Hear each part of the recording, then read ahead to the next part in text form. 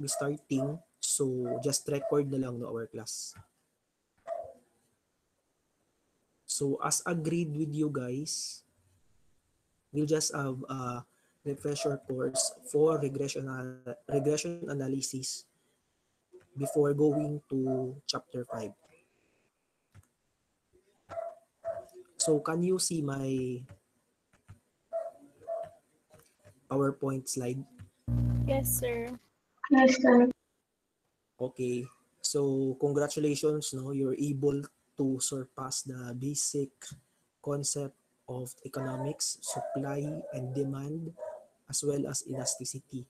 Now, our lesson will be on a higher level of economics. So welcome to the world of econometrics. So econometrics is the use of statistical tools and quantitative analysis in dealing with uh, economic analysis or business situations. So it's really a higher field of statistics. But in order for you to have a background for our chapter 5, we agreed today that we will have a uh, review of regression analysis first. So our learning objective is to understand what is regression analysis and how to check if the model that we generated is credible or not. So we will identify variables, develop linear regression equation, we will compute for the coefficient of determination, coefficient of correlation, and interpret their meanings. We'll also interpret the F-test in a linear regression model. We'll also list assumptions used in regression methods such as residual plots, etc. We'll check no if we can still discuss multiple regression, but based on our class earlier, hanggang ano lang talaga kami, simple regression. Pero yung discussion natin sa chapter 5 is more of multiple regression analysis. So let's see how far can we discuss this topic and as the common no when using regression analysis. Okay. So we will actually discuss the long process of computing regression analysis, but really quickly because we already have a software in Excel file or available software data such as SPSS or sa UP may ginagamit kami na Gretel which is free and handy, no, friendly user or user friendly. So I can share it with you so that you will not have hard time computing it manually. But the reason why I'm discussing this, the longhand method, is so that you will appreciate no how we computed or how the machine computed the result of the regression analysis. So let's discuss the basics first. So what is regression analysis, no? So regression analysis is a very valuable tool for a manager. So it's not just limited to manager but also economists or researchers, no? So when I was in college, yung sa thesis ko para makagraduate, ginamit ko na tool no is regression analysis. So it's about the relationship of macroeconomic factors like interest rate, inflation rate, and employment rate to the varying prices in the stock market. So yun yung thesis ko. And nagamit ko yung regression analysis. So the purpose of this is to understand the relationship between variables. Di ba you have several variables naman, the independent variables. So in our lesson, it's the quantity demanded, your dependent variable, and your independent variables such as the price or non-price factors such as income, price of related products, etc. So the purpose of regression analysis is not just to analyze the relationship of your independent and dependent variables, but also to use this in terms of predicting the future value.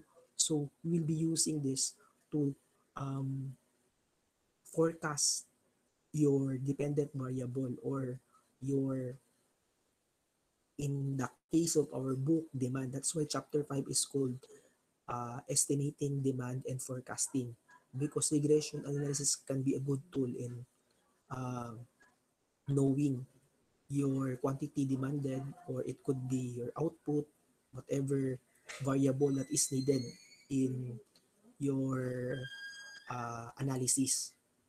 So for now, we'll be discussing simple linear regression model, which have two variables, your dependent and independent. Then we'll also have multiple regression models, the one with more than one independent variable. So yung sa chapter 5 natin na example, madaming variables yun, no? Kasi in-include niya ang price, include niya ang price-related products, and then in-include din niya yung income,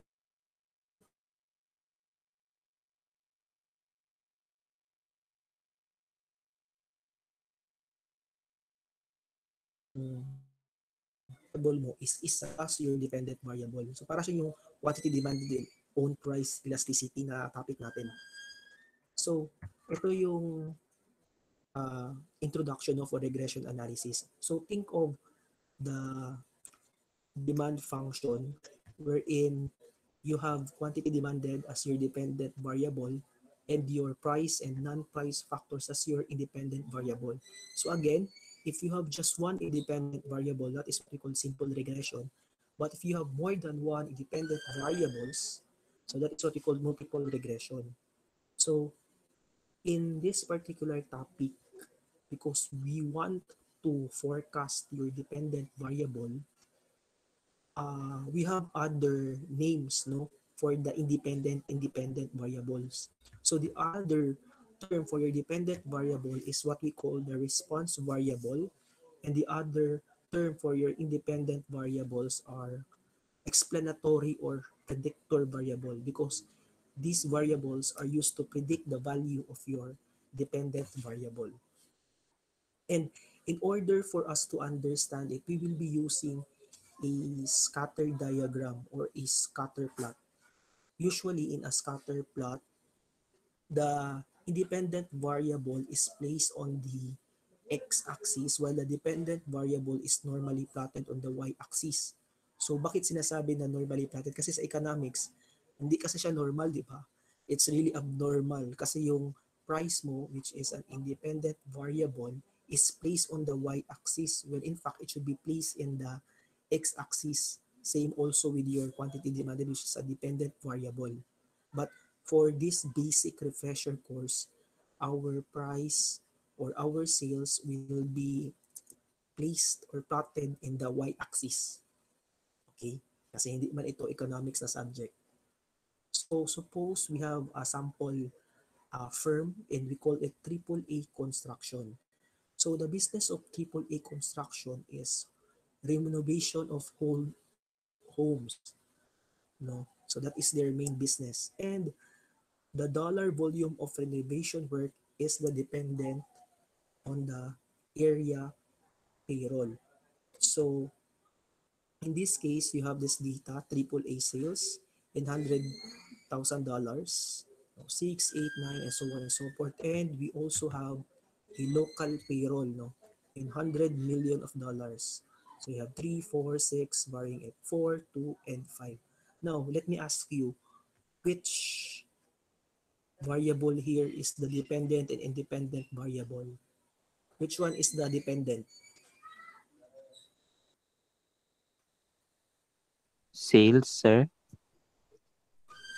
Okay, very good. The independent is the local payroll. Kasi sinabi dito that a dollar volume of renovation is dependent on the area payroll. So meaning, siguro if the local payroll, or let's say this is income, di ba, will increase by 1 unit, what will happen to the sales of or demand, no, of AAA construction? Will it also increase or will it decrease?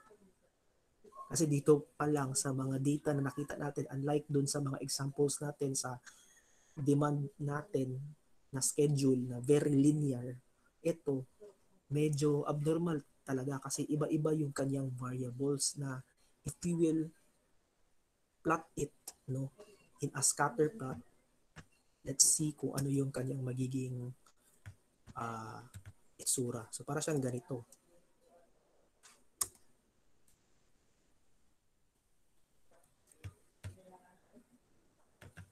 Oops. Nabagpas. Okay. So, di ba, as you can see, it's not really a perfect line. The blue line here is just to show its trend, but it's not really the point of your payroll and sales. Kasi makita mo, iba-iba talaga siya. So, may mataas, medyo mababa.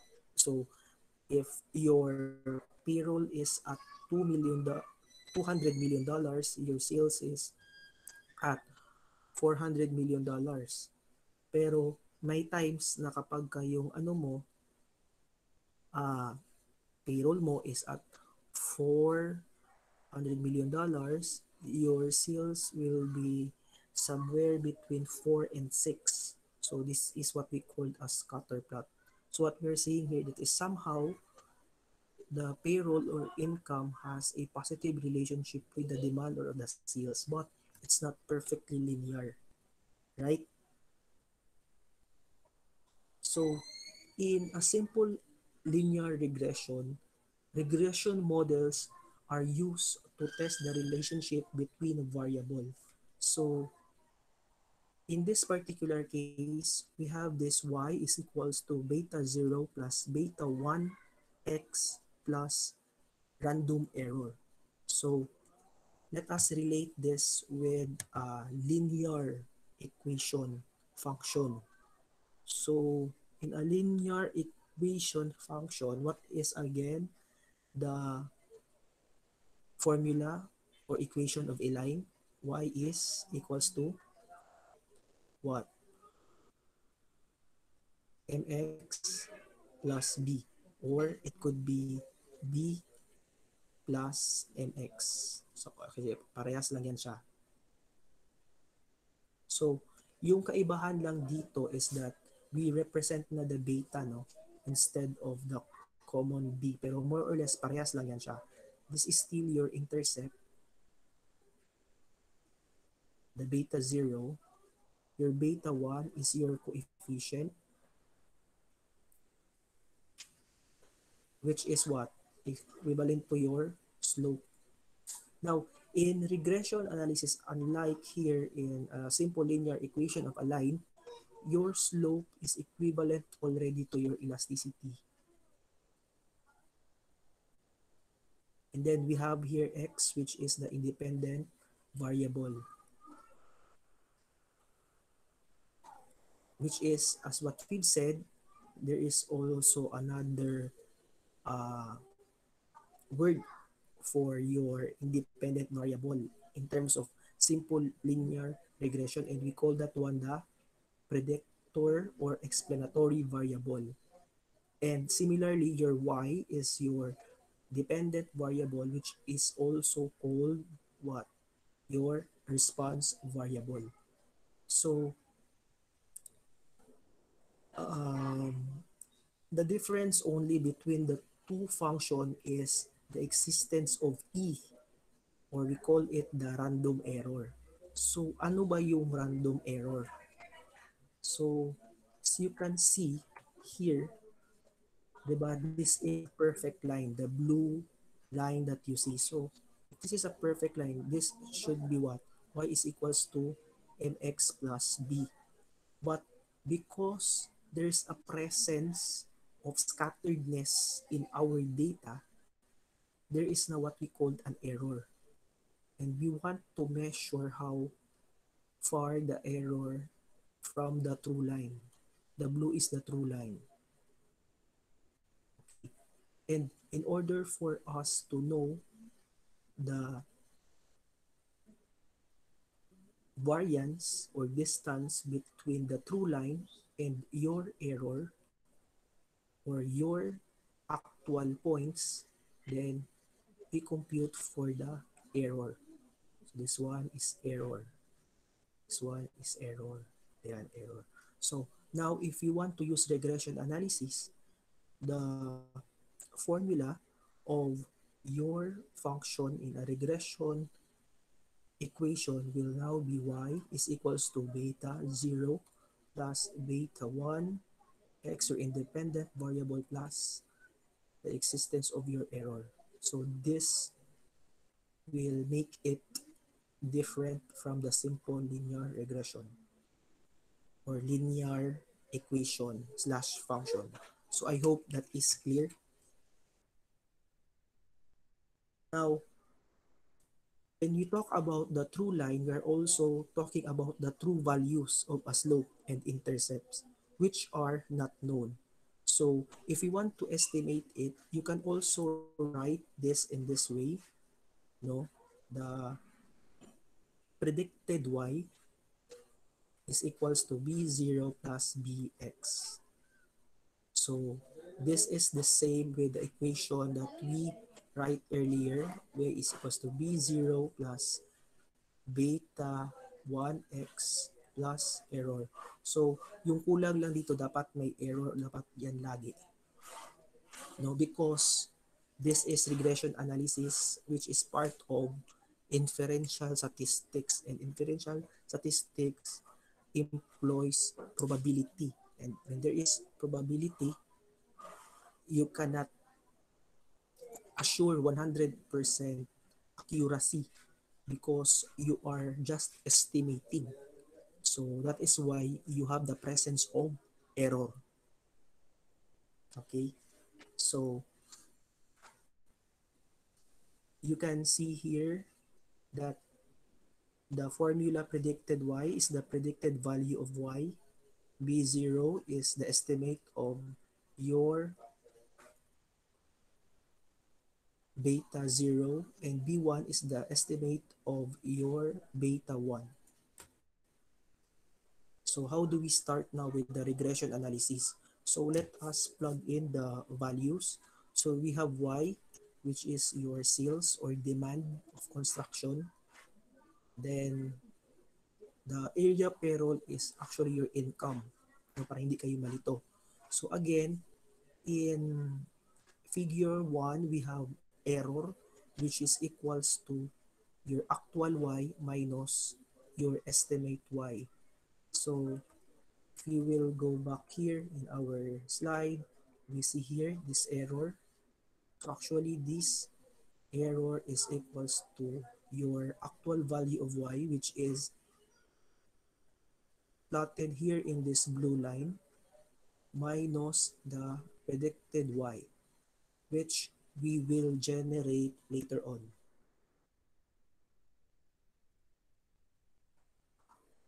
So from there on, we will come up with regression analysis, which will minimize the sum of squared. So I will explain what is sum of squared later on, and the least square regression.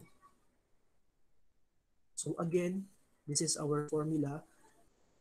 Your predicted y is equals to the predicted value of your intercept, or b0, plus the predicted value of your b1 times your independent variable plus e. So dapat hindi talaga yan nawala si e talaga. So first, in order to get this regression formula, we will compute for the average x or mean x, average y or mean y, your predicted value of beta 1 and beta 0. So these are the formula. The summation of your x variable divided by the number of observation, and for your y average, this is the summation of your y divided by your number of observation. And then in order to get the value of b1, or the predicted value of your beta 1, this is the summation of x minus x mean or average x times y minus y mean or average y divided by the summation of your x minus x mean or average x raised to 2. And for your B0 or the estimate value of your slope or your intercept rather, this is average y minus B1, which is indicated here, times your mean x. So how do we proceed? We will have a table. So this is given, right? This is your sales. This is your payroll. So we just input all of their values. You'll get the summation of y, which is equivalent to 42. You divide that by the number of observations at 6. So you get 7 as your average y. So your average x naman, you get the summation of all of your payroll variables, which is at 24, divided by the number of observation at 6. So your average x is equals to 4. So this one you will plot, on this formula, average x. So you will just copy 3 minus 4 and so on and so forth raised to 2. So summation of x minus x mean times or raised to the and for x minus x mean y minus y average or y mean is equals to 2.5. So we will be using these formulas to our calculation, no? So for your mean x we have 4 and for your mean y we have 7. So your B1 now or the estimated value of your beta 1 is equals to 1.25. So here it is. And then for your B0 or the estimate value of beta 0 is 2. So plugging all the needed details there. So medyo mahaba-haba yung kanyang computation, but don't worry, I'll not let you compute for these values. We'll be using Excel file and just to you how it was being derived. So with this equation or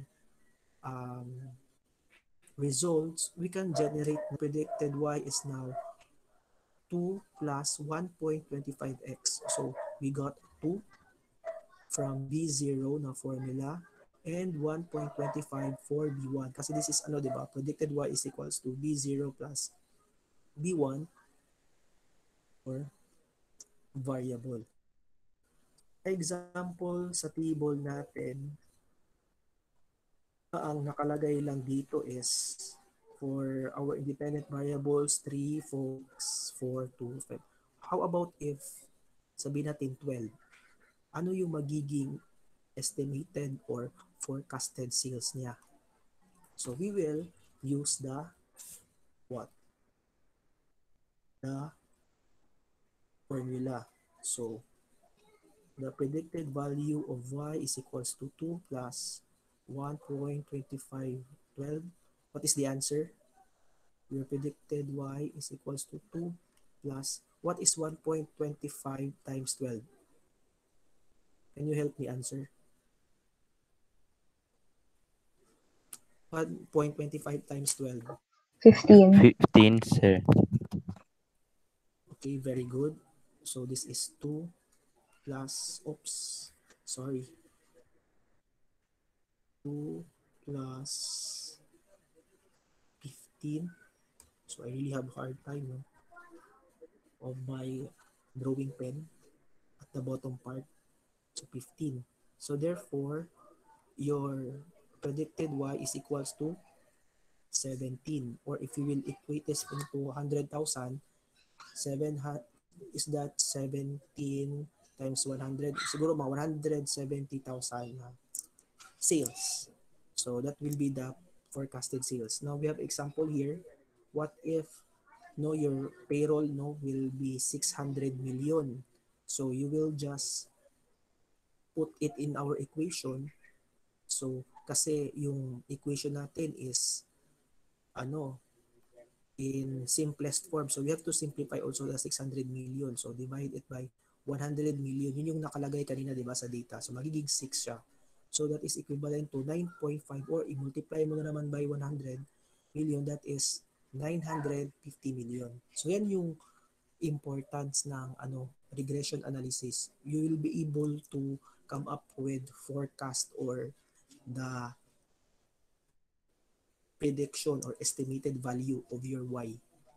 So we will be using regression analysis for chapter 5, the forecasting of demand, plus in your chapter 6, which is the estimated value of cost and other concept of production. So that's why ni-review ko talaga yung regression analysis. But again guys, when you do regression analysis, remember that this is what we call a probabilistic model.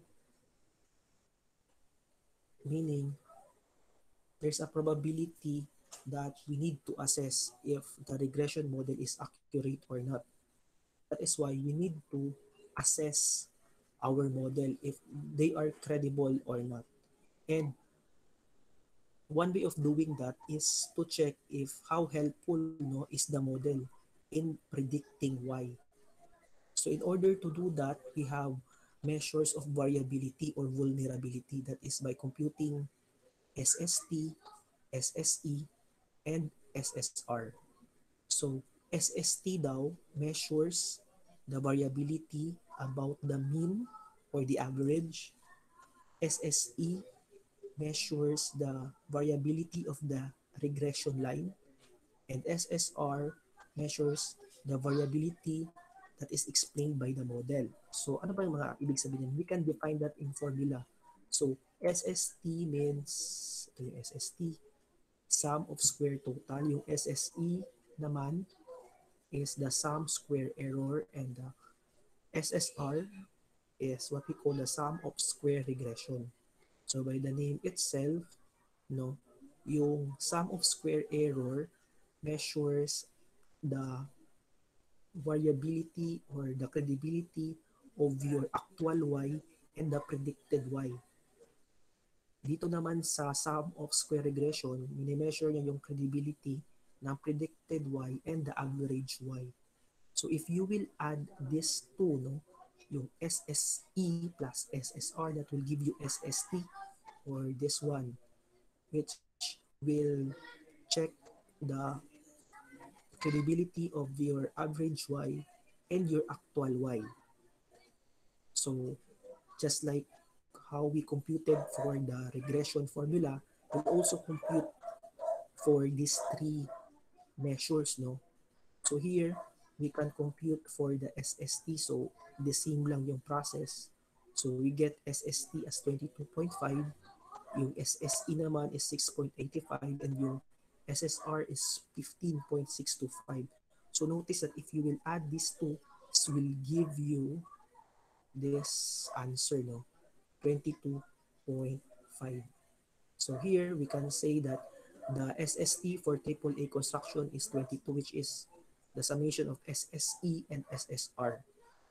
Pero paano natin malaman ano ba ang meaning ng mga numbers na ito?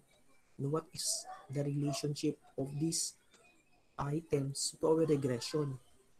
You still have to compute it, for you to say that these are valuable or not.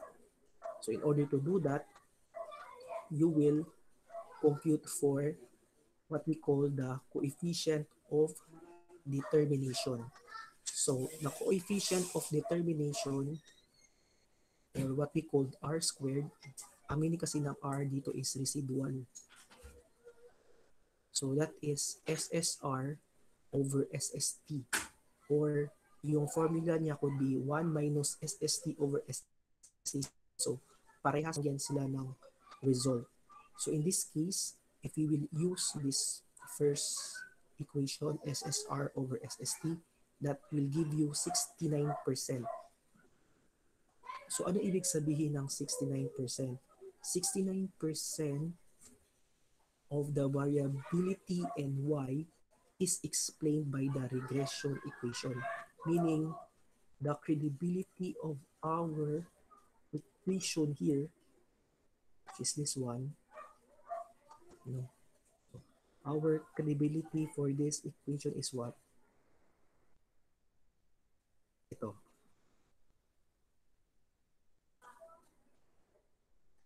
This one, this equation is only 69%. So our x here explain the variability of the equation, or rather our predictor explain the variability of our regression analysis by 69% only. Of course, the higher the coefficient of determination, the better, like 72, 82, 95, pero walang Sir, 100%. excuse me, Ha? sir. Mahina Hello? masyado yung mo, sir. Hindi namin Um, okay, this one, okay na? Mas ning kusog na ba? Hello? kusog na siya, sir, compared before, pero hinay gihapon ata, sir. So, pag Okay, start sige. ko, explain atong 69%, sir. Okay, sige. Sige. So, dito lang sa 69%, naghinay. Dito na lang start over, sir, pero ganina pa, sir. Naglisod lang sa inyo. Okay, sige. Maybe we can review also no the video. Baka mas malakas yung yung voice ko sa video. It is recorded naman, no? Yes, sir. Okay, sige. Thank you for the feedback. So, I will explain again what is 69%. So, 69% is what you call the coefficient of determination. So, ibig sabihin ng coefficient of determination, this is the proportion of the variability of y explained by the regression equation. So, in this case, our result is 69 or 0.6944. This is equivalent to 69%, meaning 69% of the variability of y is explained by the regression equation. So the credibility of your regression equation is just 69%.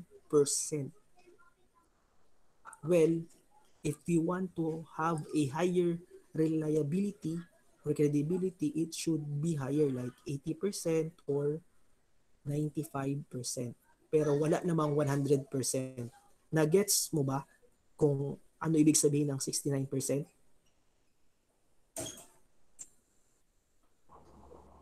Okay na, sir. Okay, sige. So meaning, what we are saying is that this equation, no, na 2 plus 1.25 equals to 69%. So its variability or credibility is just 69%. The higher, the better. So that is one way of assessing, no, na yung natin, regression equation is acceptable or not. So aside from the coefficient of determination, we can also compute for the correlation coefficient.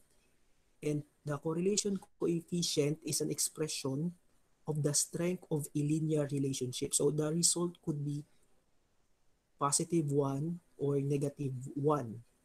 So what we want to know is the absolute value, no? So the correlation coefficient is actually the square root of your r squared, or your coefficient of determination. So we call it r. So your r for this example is 83% or 0.833. So how did we get 0.833? This is the square root of our coefficient of determination, which is 0.69. Okay? So ano ba ibig sabihin ng 0.833? So it says here that if your R, or correlation coefficient rather, is positive 1 or negative 1, ibig sabihin it really fits to the line, to your true value of line. Just like example sa demand and supply. Pero ang reality is, gaya ng example natin, di ba, sa AAA construction, na it's really very far from the true value of the line. So may makita kayo dito ng mga variance. So in this case, our R could be greater than 0 but less than 1. That's why yung example natin dito, this is 0.83. So somehow it's relatively strong. But of course, the higher it is, the better. Basta closer to 1. Pero may times na yung residual mo is no correlation at all. Meaning, example like this, no? Dami siyang mga error or makita mo yung kanyang residual is very far from the line. So, this is in the case where your R is 0. So, as much as possible, your R should be greater than 0, near to 1, in order for your model to be strong. Okay? So, kanina na, ano na natin, determine natin coefficient determination. Second is correlation coefficient. So, next naman is yung mga samples ng residual plots. So, ito yung sinasabi natin na R is equals to 0 kasi dami niyang variance, di ba, sa true value of the line. So, in this case, your R is 0. So, meaning, your regression equation might not be that credible. But yung sa example natin sa sa AAA construction, parang ganito yung kanyang di ba? Yung kanyang residue. So, it is somehow strong at 0.83 R. Okay? So, may instances din na yung residual plots niya is strong lang sa umpisa, pero as we extended it, no, nagiging malayo na siya. So, marami na siyang variance versus the true line. Okay? Meron din yung iba, non-linear yung kanyang relationship. So, yung R niya could be equal to 0 also. So, meaning your R is weak, not strong. Okay? So, aside from coefficient of determination and correlation coefficient, meron din tayong other measure to check if credible yung regression equation natin. And this is by defining the errors by means of using MSE or mean squared error. So in order to get the mean squared error, this is S squared is equals to MSE, or this is also equivalent to SSE, sum squared of error, divided by your N, which is the number of observation. So in this case, this is 6, di ba? K is the number of independent variable, which is your X. So yung X natin is isa lang, di ba? Which is payroll. So wala namang other non-price factors. So this is 1. Tapos i-minus mo pa yan by 1. So ano yung magiging example natin dito? So in this case, so your N is 6, your K is 1, formula, di ba? How about your numerator? You just copy your SSE na kinompute natin kanina. So your error will now become 1.71. So if we want to get the standard error or standard deviation, we will just get the square root of your MSE. So that is 1.31. Okay, so the lower your error, the better. In this case, this is 131. So let us check later if this is acceptable or not when we will generate it already in our Excel file. So the other way of testing it also, no, is to come up with what we call statistical hypothesis test. Okay, medyo nag-lag lang yung PowerPoint ko. So how do we conduct a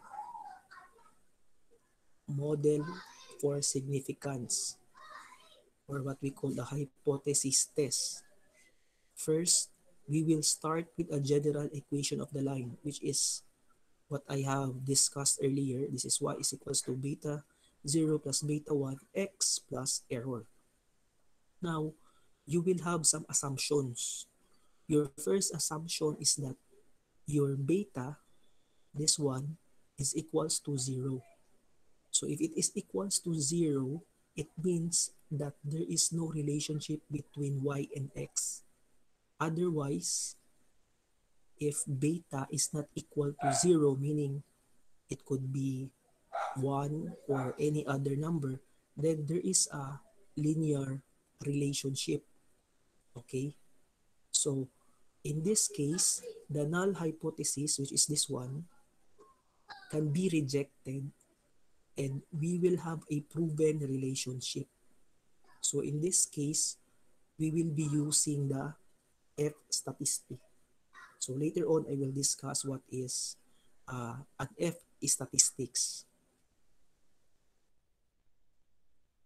So, an F statistic is based on the MSE and MSR. So, di ba you have a value na of your MSE and MSR.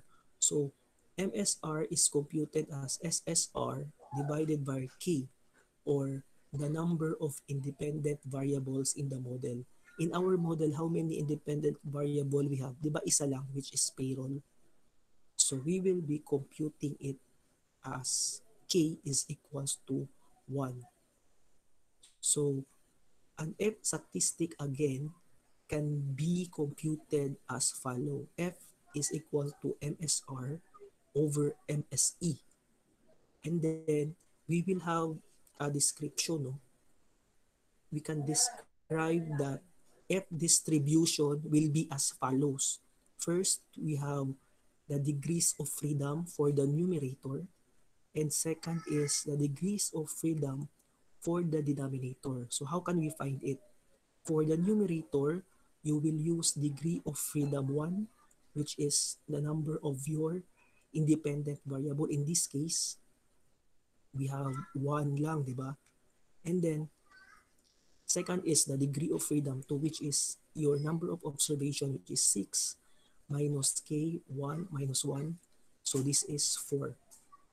So we will apply that later on. No? Okay, so we can actually skip this slide. Basahin nyo na lang to. But what it meant lang is that if there is very little error, MSE would be small and F statistic will be large. So we can say that model is useful. So if yung F statistic is large, the significant level or p-value will be low. So there is unlikely that they would have occurred by chance. So meaning, we will have now a comparison between F statistic and your F value. Kasi it says here that when the F value is large, we can reject the null hypothesis, which is equals to 0, and accept that there is a linear relationship between x and y, which is your beta is 0. So meaning, x and y has a relationship and the values of your MSE and R squared are meaningful. So how can we apply it? Kasi theoretical yun, no? How can we apply it using our example? So first, let us specify the null and alternative hypothesis. So ano nga yung null hypothesis natin? Beta is equal to 0, meaning no relationship at all. Our alternative hypothesis is beta is not equal to 0. So meaning there's a relationship. And then, we will also select the level of significance. Yung level of significance natin could be 0.01 or 0.05. In econometrics, no, we usually use 0.05, meaning we are liberated. So if 100 minus 0.05, that's 95%. So acceptable na yan. Kasi yung 0.01, usually ginagamit to sa mga hard science like experiments, like yung sa alcohol. Diba sinasabi nila na it can kill germs 99.9%, meaning the threshold for error is just 0.01. Pero dito sa economics na analysis, usually we use 0.05. So acceptable na sa atin kapag within 95% range yung significance ng particular model. And again, number 3, we need to compute for the value of the test statistic or your calculated F. So we call this also calculated F. So your calculated F is equals to MSR divided by MSE. So later on sa natin, Excel file, pwede na natin yan ma-generate. You don't have to compute. Now here, part of the step also is to make a decision using one of the following methods. Pwede ganito natin si method A or si method B. Ang ginagamit ko always is si method A, which is tignan natin if the calculated F is greater than the F statistics using these degrees of freedom 1 and 2, then we will accept. Otherwise, if mas malaki si F statistic than the calculated F, then we will reject. So yung other way of doing this also is to reject the null hypothesis if the observed significance level or p-value is less than the level of significance. So for example, if your p-value is 0.003, no, and then you know naman that your significance level is 0.005, then you will accept the relationship or the credibility of the model. So you will reject the null hypothesis. Pero if, for example, yung calculated test statistic is 0.007, this is greater than 0.005, so yung credibility ng regression model is not good enough to be used. So ito yung gagamitin natin sa AAA construction. So our first hypothesis is that there is no linear relationship between x and y. That is why your beta is equals to 0, your beta 1. But if it's not equals to 0, meaning there's a relationship, then this is our assumption, no? There's a linear relationship between x and y. So step 2, we select significance level and we choose 0.05. Then we calculate the value of test statistics or your calculated F. Call it calculated F. So in this case, our calculated F is 9.09. Okay, so step 4, so meron ka ng calculated F, tignan naman natin yung F statistic mo. So how do we find the F statistic? So first, we want to find our degrees of freedom 1 and degrees of freedom 2. So yung kinumpute natin kanina, degrees of freedom 1 is equals to 1 because we have one independent variable only or observations. And then degrees of freedom 2 is your number of observations minus the number of independent variables minus 1. So the answer is 4. So we have df1 of 1 and df2 of 4. So we will locate it. So we cannot locate it if you will not use appendix D. So saan ba natin makuha ang appendix D? You can actually download it. So pwede mo siya makita dito sa, makita mo yung PowerPoint ko. So pwede mo siyang makita dito sa reference part ng inyong book. Ito sa page 573. So ano yung degrees of freedom niyang numerator? Ito yung numerator. Ano yung df1 natin? Based example. Tubag. Di ba it's what? 1, di ba? Nakuha ba ninyo? Hello?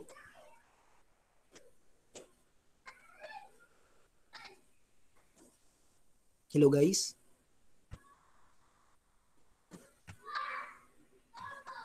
Hello guys, nakita ba ninyo? Were you able to follow? I want to hear feedback. Nakita ninyo ang degrees of freedom, which is 1 and 4. So we will plot it here. Sige daw. Can you hear me? Yes, sir. Okay. So we will plot it here sa critical values of F, which is at 573. So what is the value? This is the intersection of your numerator and denominator. So 1 and 4. So your 1 and 4, you will have an F statistic of 7.71. Nagets ninyo? Yes, Clear sir. ba? Yes po. Okay, sige. So now we have a value of the calculated F and the F statistic.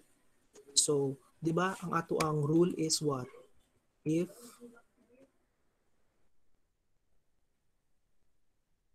what is our rule?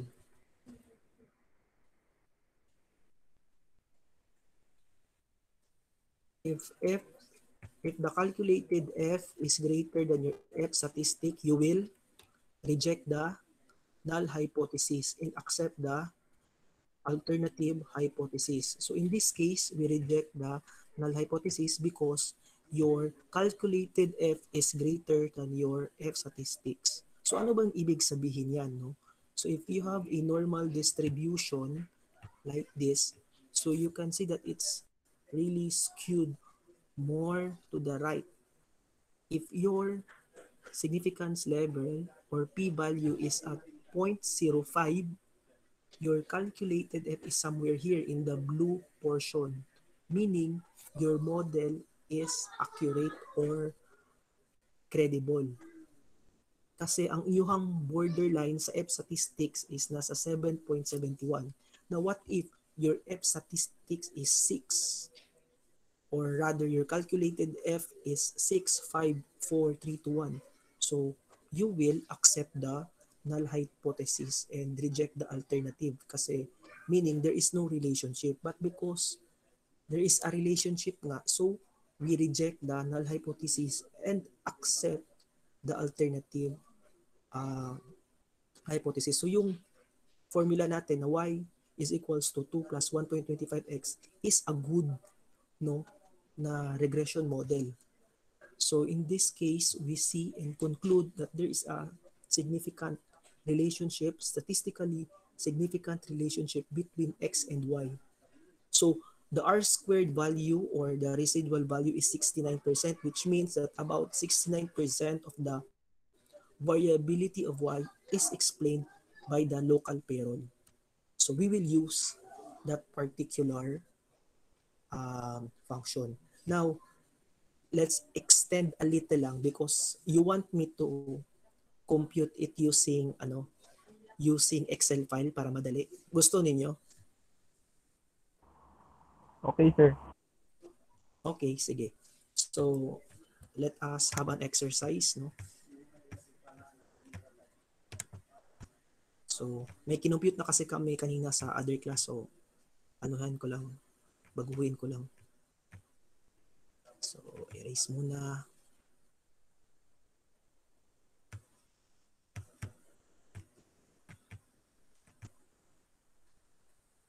Okay. So, usually, in order for you to get the statistical regression analysis toolpack in Excel file, dapat i-check nyo yung data nyo na tab. Sa data tab, dapat may nakalagay na data analysis. Kung walang nakalagay na data analysis, you will go to file, then click options, then go to add-ins. So sa add-ins, may nakalagay dyan analysis toolpack pero nandito pa siya sa inactive application. So in order for you to activate it, you click it, kaya yung nalagay sa akin, nandito na siya sa active application. So that will appear here, no, on the Excel file, data analysis. Okay. But before you will use the data analysis, ito yung nasa book natin, di ba? Na AAA sales and local payroll. And then I plotted it using scatter plot na Excel file, which is you can see here, no, this one, the scatter plot. So ito yung kanyang kinalabasan. So this is the curve of our data. So what do is we use this data analysis pack. It will appear in this form no, na may table. What we will do is you click the regression na data analysis tool pack. So if you will click this, so you will just plot, no, the examples here. So you will get this Y range. So saan man yung Y range natin dito, 'di ba, this one? The AAA sales. And then the X range, which is your payroll. Okay. So yung i-click ko dito is may label para makita ko yung mga mga intercepts ko. And then may nakalagay dito na confidence level kasi yung ginamit natin is 5% significance level, or ibaliktad mo 100% minus 5, that is what we call confidence level. So 95% kasi sa econometrics we will be using 5% significance level. And gusto ko yung analysis niya makita lang dito sa Excel file. So gusto ko ilagay siya dito sa B19. And then gusto ko yung makita yung mga residuals, standard residuals, residual plus line, fit plots, and probability para for appreciation. But usually hindi na yan siya ginaklik yung residual at saka normal probability. Now if you will click that one, let's see no if mag-work siya. Okay, nandito nga sa baba. So dito makita natin dito kung ano yung magiging function niya. Kasi yun yung first natin na ginawa kanina, di ba? Which really is very time consuming. So dito, pwede natin sabihin na what will be our function or regression function. So di ba sinabi natin y, sabihin na lang natin y prime is your expected or predicted value of y is equals to ano yung base B0 natin, beta 0. So, tignan natin dito sa coefficients. So, yung intercept natin or B0 is 2. Nakita ninyo? So, Yes, lagay sir. natin, okay, lagay natin 2 plus, ano yung ano natin, beta 1 or coefficient. This is the local payroll, di ba? So, ito yung i-copy natin is 1.25x. So, meron na tayong, di ba, hindi na kayo nag-compute. Siya na yung nag-compute mismo. Okay? So, this now will be our, what? Our formula or regression model. Now, we will test if this regression model is credible or not. Our first measure is what nga? It is the coefficient of determination. So, yung coefficient of determination, hindi mo na kailangan i-compute, nandito na siya. This one. 0.69 or 69%. The variation is explained by your regression model. Variation of y explained by the regression model. Now, if you want to test the strength of your regression, no, you will get the multiple R, or we call it, or correlation coefficient rather. So this is at 0.83. So again, as discussed, ito, no, is between 0 to 1.83. So as long as it is nearer to 1, then it is. So if you will check our normal probability plot, our scatter plot, So, makita natin dito na most likely this one is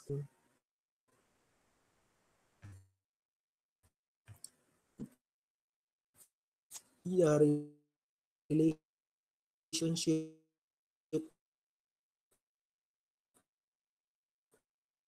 or the strength is weak, but yung standard error natin, di ba? So ito na yung computed niya. Dali lang, di ba? In terms of freedom, or you were able to come up here yung one natin, which is your number of independent variables or first degree, the second degree. Okay, so here computed f, di ba, 09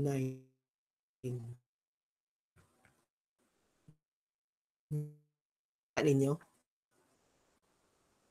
9 po, di ba kanina natin yun, yung calculated f. So here you know, without checking at appendix D na i-compare mo pa yung calculated f, if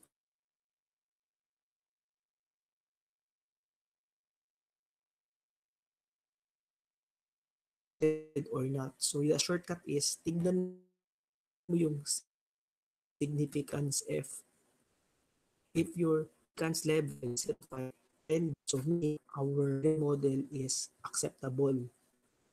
So that is for the entire regression analysis, no, which is your predicted y. How about your independent variable, which is in our case your local payroll?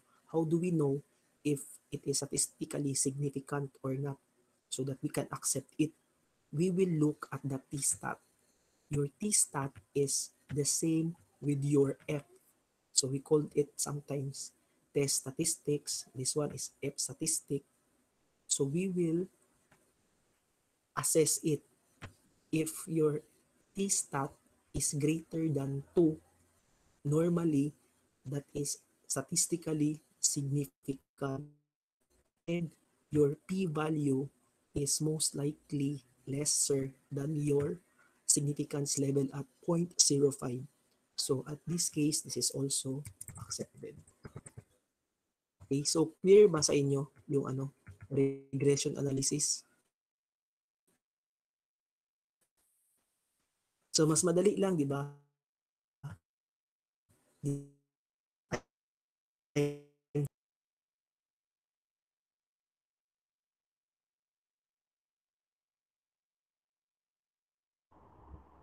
Pero wag po kami iwan!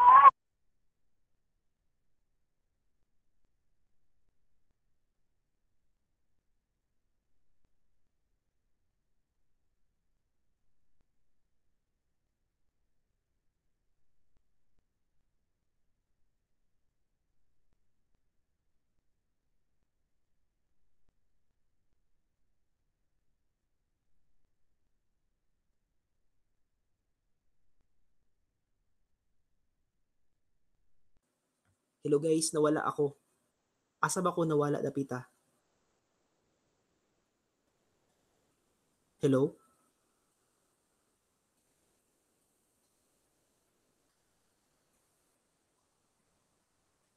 Hello guys? Yes, sir. Hello, sir. Sa may Excel file? Sa may Excel file ba ko? Yes, sir. Okay, asa ko nag-stop, Dapit, sa Excel file?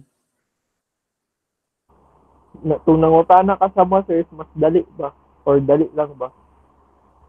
Okay, sige. Pero na-explain na ba na ako ang katong t-stat? Wait lang Katong sa independent variable, if acceptable also or not. Wait lang, I'll show the Excel file Nawala kasi ko. This one, kaning nga level, na-explain po ba na ako ni, kaning coefficients dire sa kuan, how to determine if it is acceptable or not. Na-explain po na ako ni dire.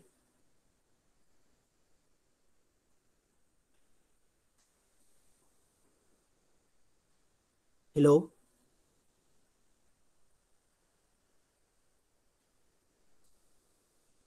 Murag nagian mo ng T-stat ganina, sir.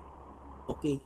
So what I'm saying is, in order for us to know if acceptable ba ang regression equation or not, is we look at the F for the total equation or regression model. So if it is 9.09, you compare it with your F stat, which is, in our case, it's 7.71. Pero that is a longer method, di ba? What you can do is you compare it with your significance F. If your significance F is less than your p-value, or what you call your significance level at 0.05, then this is accepted. This is also the same way for your coefficients. So for example, if your first independent variable or coefficient is 1.25, so you just look at that t-stat. Normally, if the t-stat is greater than 2, that is the rule of thumb, then most likely your p-value is less than the significance value of 0.05. Therefore, you will also accept it. So, therefore, yung equation natin na 2 plus 1.25x is highly acceptable, both for the entire equation and for its coefficients. Ito yung mga coefficients niya. Okay? So, that ends our review, no, for the regression analysis. So, on our topic, next session, it will be multiple regression, pero doon ko na i-integrate sa chapter 5 natin. So, halos same lang pa rin yung kaniyang discussion. Okay? So, at this point, do you have any questions or clarifications, class? Madali lang, no, di ba? Kapag ka sa Excel file na siya. Mahirap yung manual computation, but of course, I just showed it so that you will appreciate yung sa Excel file natin na application. Kasi you will appreciate how the values are being derived if you have learned also the longhand method. So, do you have any questions or concerns, clarifications? Sir, yung table gud kanina, sir. Mm-mm. Yung kita mo, sir. Ibigay yan, sir, pag sa matigis maglabas na problem. Di mo marami Ano, mong good. ano siya? May mga sample exercise tayo. Usually, kapag ganyan, bigay talaga yan like significant ba siya or not. So, titignan mo lang yung F-stat mo. F-stat is greater than your, if your calculated F is greater than your your F-stat, again, calculated F is than your F-stat, then you will accept the regression model. Or yung shortcut dyan is tignan mo yung p-value. So it's less than your significance level at 0.05, then you will accept that particular regression model. So in this case, given naman, sabihin ko man sa inyo, ano yung natin significance level, is it 0.01 or 0.05? Pero most of the time, yung ginagamit talaga sa economics is 0.05. So, madali lang yung sa formative assessment natin. Like, hindi naman necessarily yung total table lang ipakita ko kasi hindi man to quantitative analysis class, di ba? Na statistic, this is economics. So, more of analysis yung yung examples. Kung makita nyo yan sa mga exercises natin. So, gagawin ko sa inyo is bigyan ko kayo ng mga data na maraming variables. Then, i-assess ninyo if how will you forecast your sales and demand data. And I will question if your significant or not by looking at the value, the F statistics, your error, etc. So, yung ano nyo talaga,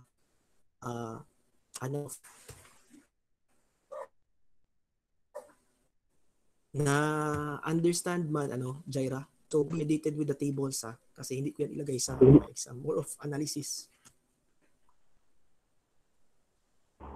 Yes, sir. Okay? Okay, ano pa? Any questions? None, sir. None po, sir. Okay, so if there's none, then let's call it a night and see you sa next session. By the way, si Ninya here. Ninya, pa-help day ko niya na ako i-message sa mo kasi next week mag-invite ko og ka ng professor